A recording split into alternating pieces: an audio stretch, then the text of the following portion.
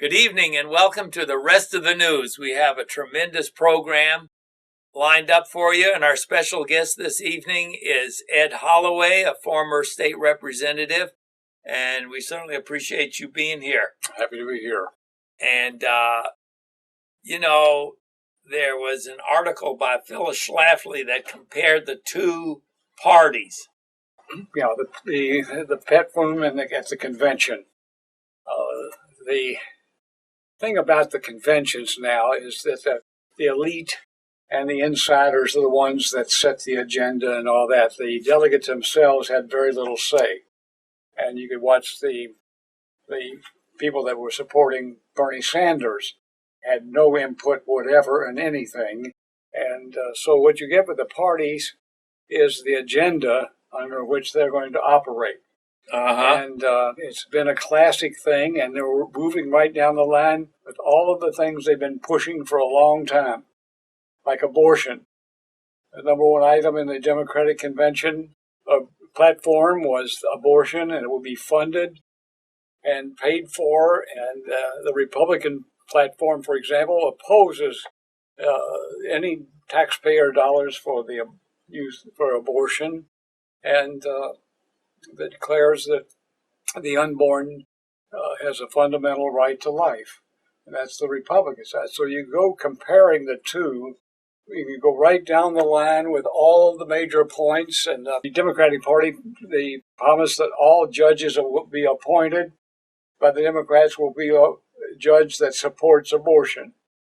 So all of that, and that's been going on for years now, the stacking of the judicial by the Democratic Party, so where it matches their liberal and progressive agenda against life and for abortion, and a majority of other things. And that was one of the key things about the election of the president. Whoever the president is can have as many as 2 to 3 appointments to the Supreme Court, which will affect us for generations to come. Right. And is critical.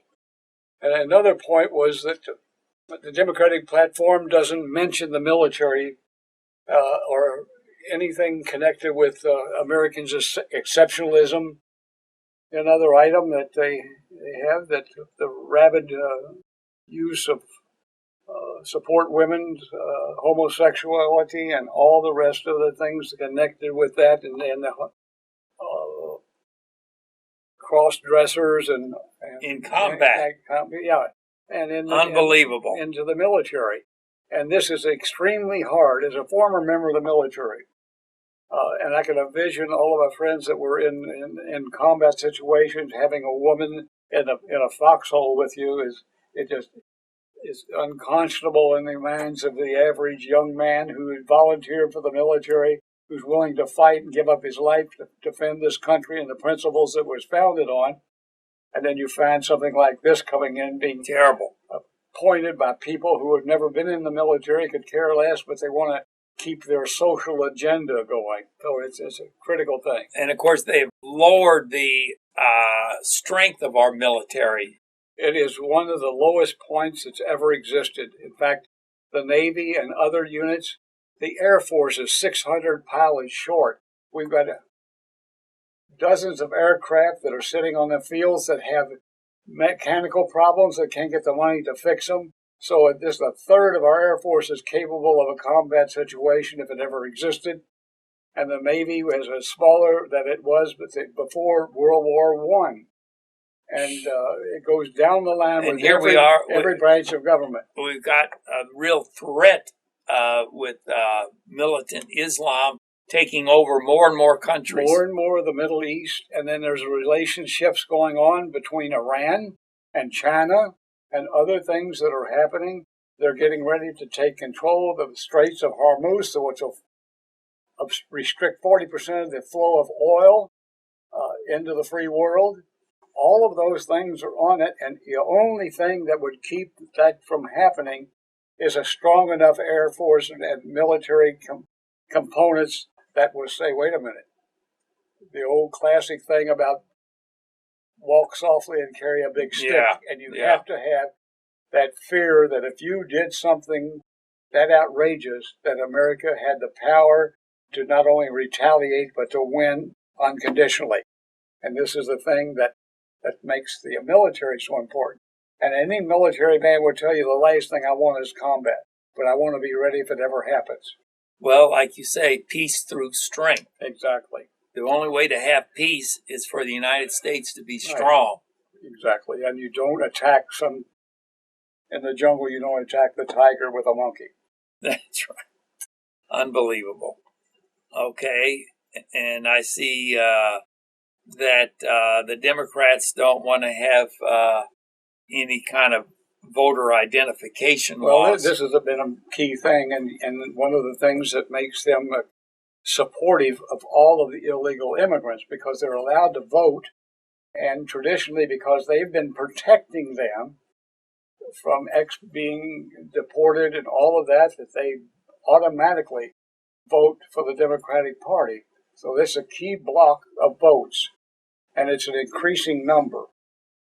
And as the aging of the basic American white population it's increased, and by another 20 years, most of the what we call now the baby boomers will be over and no longer exist, and we'll have the traditional American will be a minority in its own country. So all of those things were going on and laid out in those platforms. And that's another item that most people don't even bother to look at. But that's the road plan that the parties use for their candidates and others, both at the state and federal level. And it's a serious thing. Well, I just wonder, the Democrats that are running locally for state representative and state senator, and they have to be held accountable for all of this, the whole platform that they... Well, again, and when you get to the convention, if you're a delegate, it's more a rewarding thing from the party and not anything that you had the direct input in, and the outcome that's being set and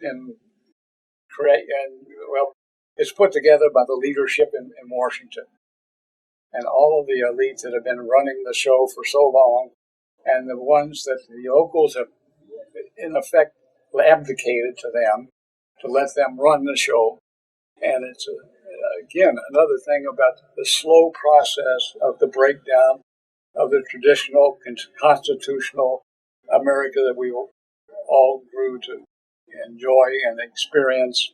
And now it's all questionable whether it can even bother to exist. But it seems to me that these people, if I were a Democrat and I was running on this platform, I mean, if I'm a Democrat, I almost have to back this platform. I think I would pull out before I would say, I'm for more and more abortions and more taxpayer paying for abortion and more open borders and more taxes and blah, blah, all of that. I mean, it seems to me that these local Democrats are... And there's no support for homeschooling or charter schools. Right. And this and the Republican candidate with the platform did support those. And that's one of the things. But the whole thing that we felt we need to recognize is their agenda.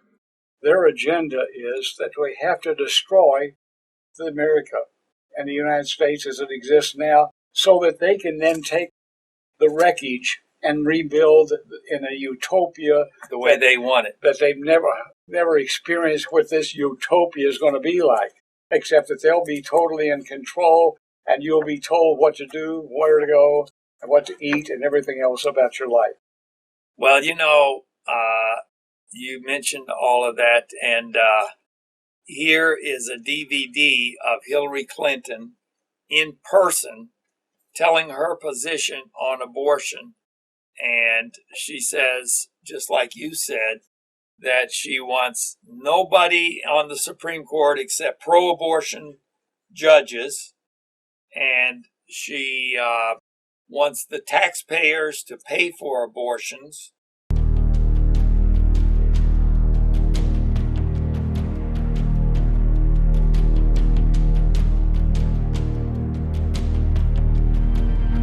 obviously not only against defunding Planned Parenthood, but I would like to see Planned Parenthood even get more funding. Deep-seated cultural codes, religious beliefs, and structural biases have to be changed.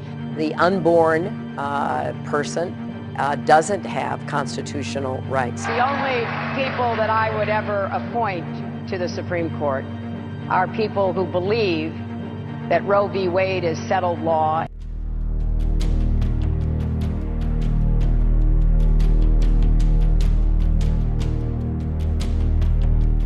Exactly. And she says in here on this video, in her own words, she says, these people that are for life and against baby killing, they're just going to have to change their mind.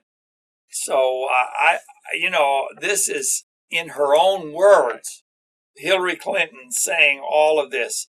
And if you haven't seen this, we'd like to get it to you. It only is a minute long. It takes 1 minute to watch this. And she takes those positions. And we'll send you this today if you'll call us right now at 893-2444. We'll send this out to you today free. And you can show it. People say, oh, well, I already knew she was pro-abortion.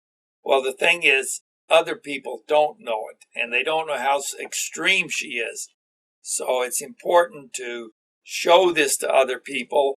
And if you want, we'll send you more. You can give it away to your relatives and neighbors and friends at church and at work.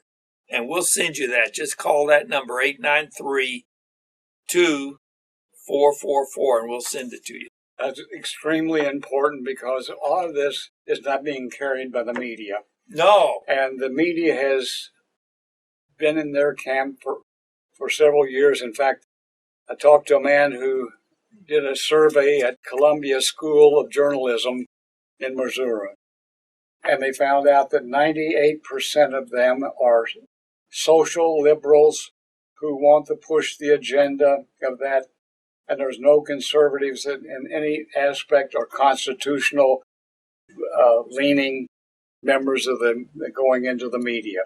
Well, that is absolutely true. I can't get over. And if you do a Google search on the internet, and all it comes down is ABC, NBC, CBS, and CNN, and they're all right left wing and under the control of the Democrat Party. Well, and yes, it meets their agenda from the very beginning. Unbelievable. I can't get over how radical the media is, and all of the important news, they block it. Exactly.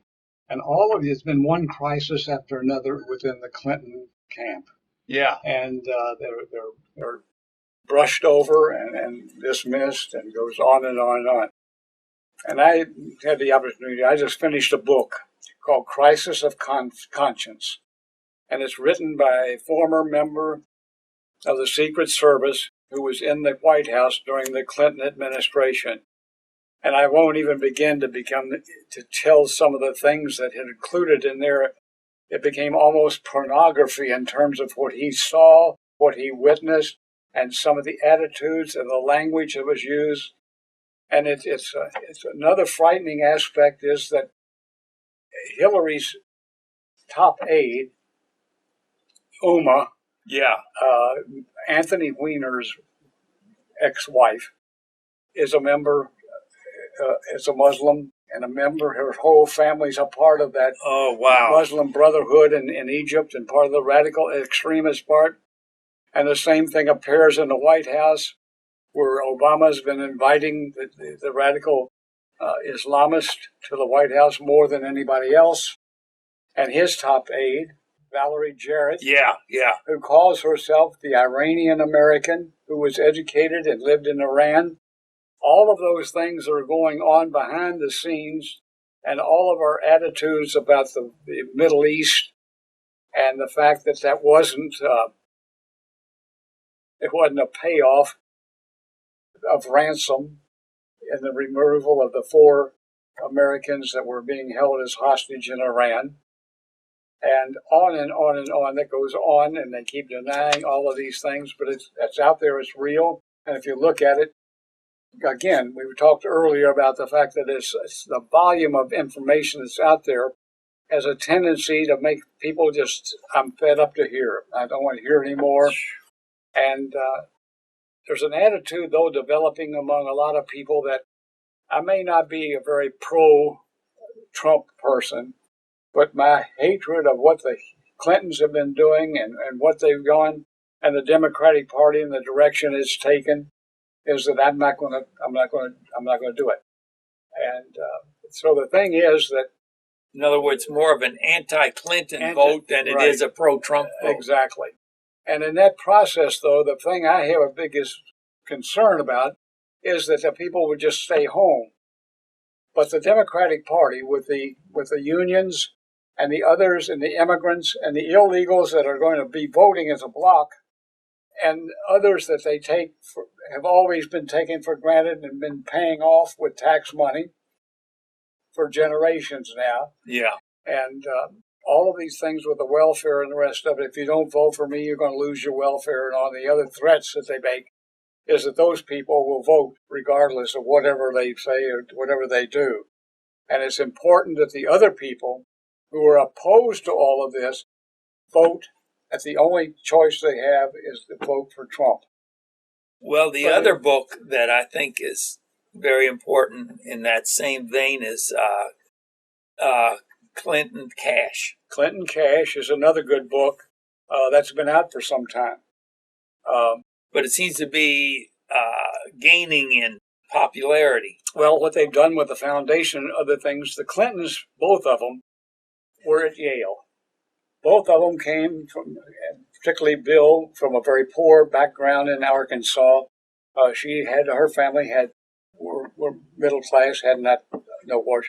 But every one of their friends, everybody they associated with at Yale, were part of the elite, the extremely rich people, and they didn't have any money. So they became obsessed with making money.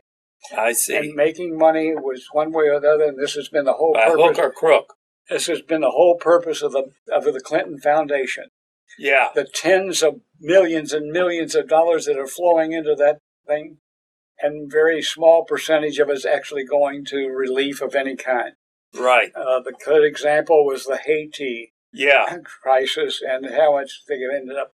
So in that way, the people in the Clinton family who originally had no money, whose only income was on the government payroll, are now multimillionaires. Well, I think, our viewers could go on YouTube and do Clinton Cash and get a summary of that video of that book. For 30 minutes, you can see the whole thing. It'll spell out all of the different sources. That's an amazing and they've been movie. Literally, in fact, selling influence. Right. And all that's coming to the light now, even though the media is trying to cover it up. Right. Now they're saying we'll not accept anymore if I'm elected president. Oh, yeah. And the other things that they're doing. It's just a cover-up. But with the tens of almost billions of dollars that are in that thing, there's no need for it anymore. But what they did was, if you want access to Bill, if you want access to Hillary, you make a contribution. Right. And the size of the contribution is how quick and how much time you can have with the candidates. And, a specific example that comes to mind is Hillary okayed for Russia to come into the United States and buy up a lot of our uranium supplies. That's not a good idea, but she got rich off of doing it. Exactly. And there's been case after case like that. You can go all the way back, starting in Arkansas, and bring it all the way forward. And there's some critical things going on in the development in the Iranian atomic program, and their development and need for development of a bomb. If once they get that, things will change radically. And we're, again, going back to the defense situation. Yeah. We're in no position to engage in any kind of international threat. So all of those things are going on, and people are waiting, and in effect, managing by crisis. We've got enough crisis in the United States with what's going on in Louisiana, the fires in California, the things that are going on here are distracting us, in effect, from some of the things that are going on internationally. This one bit of good news that the federal judge has temporarily stopped Obama from putting men in the girls' showers. Right. This is another thing that's part of this transgender and all of the other. So that's good. And let's see. Oh, here's another email I got. We talked earlier, several programs back, about how the Muslims are coming in and raping women. They've had a series of them in England, for example, and in Germany. All of these areas where you have large contingents of the Islamic groups that are taking over community, and they see a single woman out by herself, and she's fair game. It's terrible. That's why in the Islamic world that all of the women have to leave a house escorted by a male member of the family. If you're not escorted, then you're fair game. Unbelievable. And the thing is, these gangs are showing up in some areas here in the United States.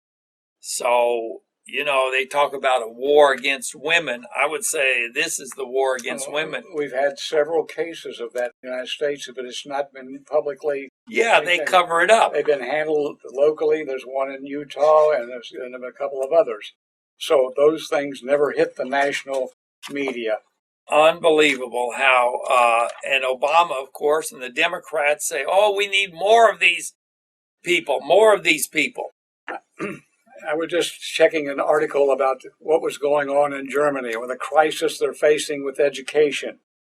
Education in Germany, facing the thousands of immigrants that have come into their system, that they have a shortage of 6,000 teachers, the extreme cost, the food, the clothing, the housing, the medical, all of these things are being supported by the local taxpayer.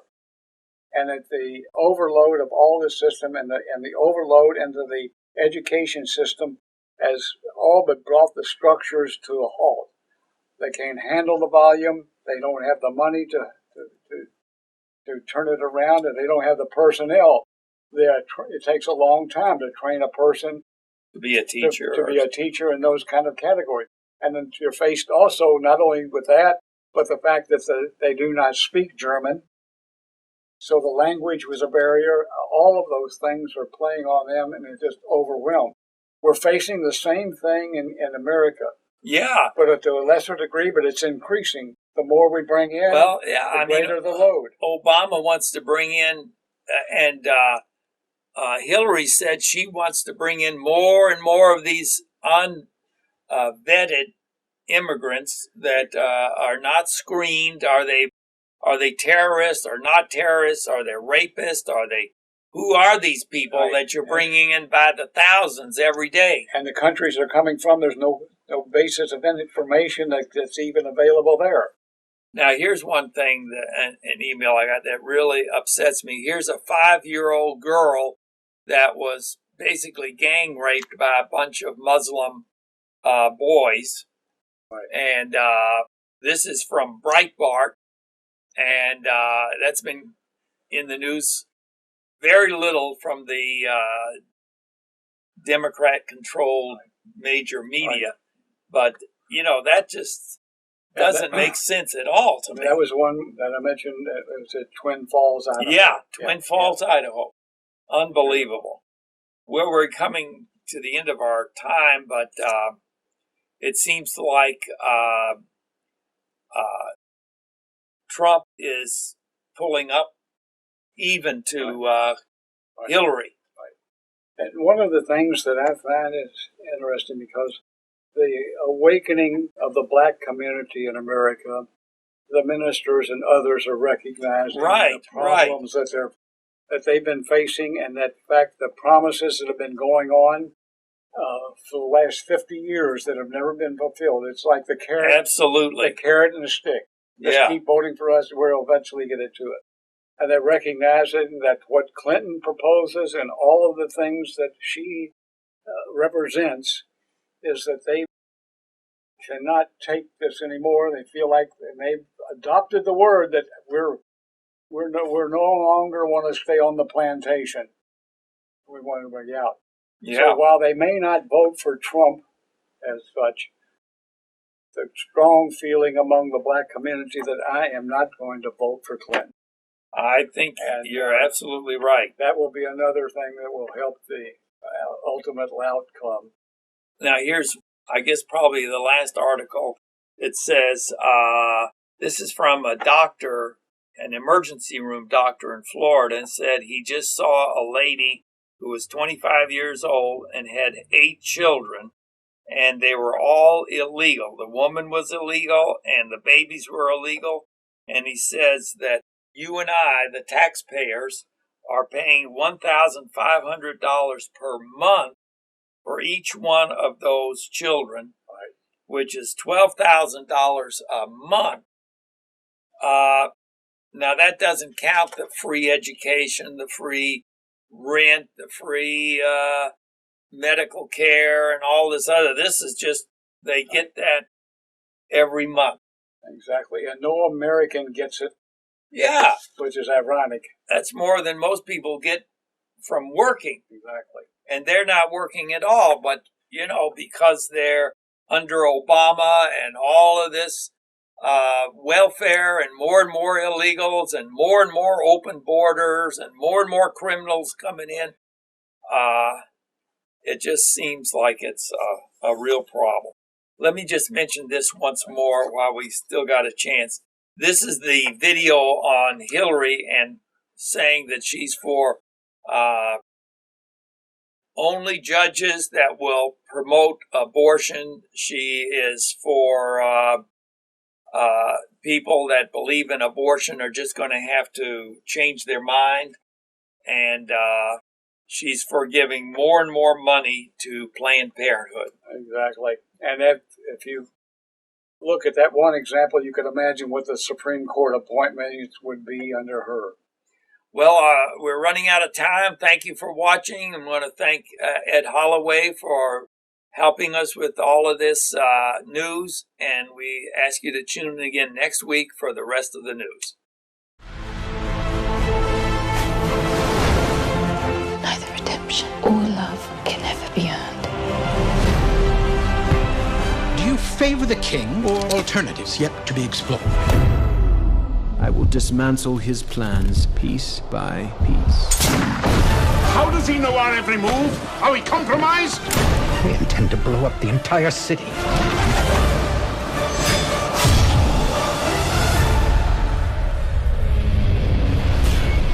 He is a gentleman.